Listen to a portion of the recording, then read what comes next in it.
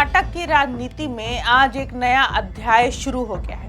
बेंगलुरु के राजभवन में शुभ मुहूर्त के बीच हुए भव्य शपथ ग्रहण समारोह में डीके शिव कुमार ने मुख्यमंत्री पद की शपथ लेकर राज्य की कमान अपने हाथों में ले ली है। वहीं कांग्रेस के वरिष्ठ और अनुभवी नेता जी परमेश्वर ने उप मुख्यमंत्री पद की शपथ ग्रहण की। इनके साथ 13 कैबिनेट मंत्रियों ने भी पद और गोपनीयता की शपथ ली, जिसके साथ कर्नाटक में नई सरकार का औपचारिक गठन हो गया है। यह सिर्फ एक शपथ ग्रहण समारोह नहीं था, बल्कि वर्षों के राजनीतिक संघर्ष, महत्वाकांक्षाओं, रणनीतियों और सत्ता के लंबे इंतजार का परिणाम था। डीके शिव कुमार का मुख्यमंत्री बनना कांग्रेस के भीतर एक बड़े सत्ता परिवर्तन के रूप में देखा जा रहा है। एक ऐसा नेता जिसने संगठन को मजबूत किया, संकट के समय पार्टी को संभाला और चुनावी रणनीति में अहम भूमिका निभाई, आज आखिरकार कर्नाटक की सबसे बड़ी कुर्सी तक पहुंच गया। राजभवन में जैसे ही राज्यपाल ने डीके शिव कुमार को मुख्यमंत्री पद की शपथ दिलाई, पूरा परिसर तालियों की गड़गड़ाहट से गूंज उठा। कांग्रेस कार्यकर्ताओं में जबरदस्त उत्साह देखने को मिला।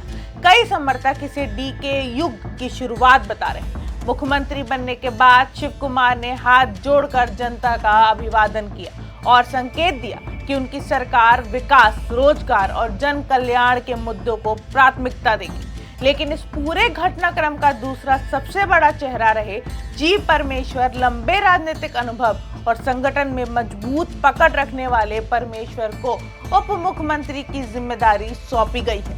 राजनीतिक जानकार मानते हैं कि यह फैसला कांग्रेस के भीतर संतुलन बनाए रखने और विभिन्न सामाजिक वर्गों को प्रतिनिधित्व देने का रणनीति का हिस्सा है।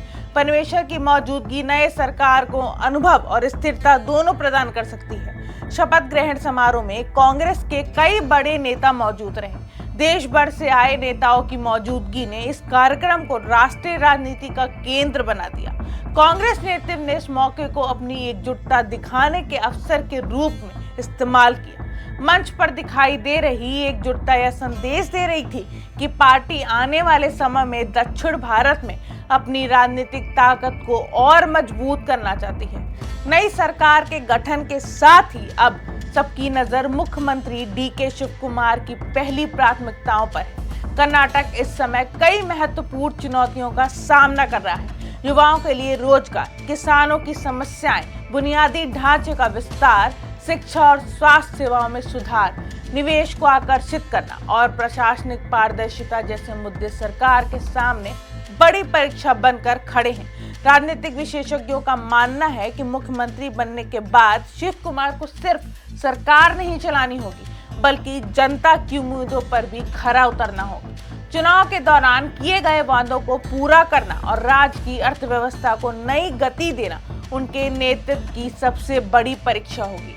वहीं 13 मंत्रियों के शपथ लेने के साथ सरकार ने अपनी टीम भी तैयार कर ली है। माना जा रहा है कि जल्द ही विभागों का बंटवारा किया जाएगा और सरकार अपनी पहली कैबिनेट बैठक में कई महत्वपूर्ण फैसले ले सकती। कांग्रेस समर्थकों को उम्मीद है कि नई सरकार तेजी से काम शुरू करेगी और जनता को बदलाव का एहसास कराएगी। राजभवन में हुए इस समारोह की भव्यता भी चर्चा का विषय बनी रही। सुरक्षा के कड़े इंतजाम, नेताओं का जमावड़ा और हजारों कार्यकर्ताओं की मौजूदगी ने पूरे कार्यक्रम को ऐतिहासिक बना दिया। बेंगलुरु की सड़कों पर सुबह से ही राजनीतिक उत्साह का माहौल दिखाई दे रहा था। अब सवाल यह है कि क्या डीके शिव कुमार अपने समर्थकों की उम्मीदों पर खरे उतर पाएंगे? क्या जी परमेश्वर के साथ उनकी जोड़ी कर्नाटक को राजनीतिक स्थिरता और विकास की नई दिशा दे पाएगी?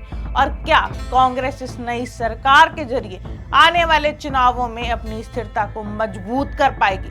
इन सभी सवालों के जवाब आने वाले दिनों में मिलेंगे, लेकिन फिलहाल इतना तय है कि कर्नाटक की राजनीति में एक नया दौर शुरू हो चुका है। डीके शिव कुमार मुख्यमंत्री बन चुके हैं, जी परमेश्वर उप मुख्यमंत्री की जिम्मेदारी संभाल चुके हैं और 13 मंत्रियों के साथ नई सरकार ने कामकाज शुरू करने का संकेत दे दिया है। कर्नाटक की सत्ता अब नए हाथों में है। उम्मीदें नहीं हैं, चुनौतियां नहीं हैं और जनता की नजरें भी नई सरकार के हर कदम पर टिकी हुई हैं। जंक्शन, खबरों का जंक्शन।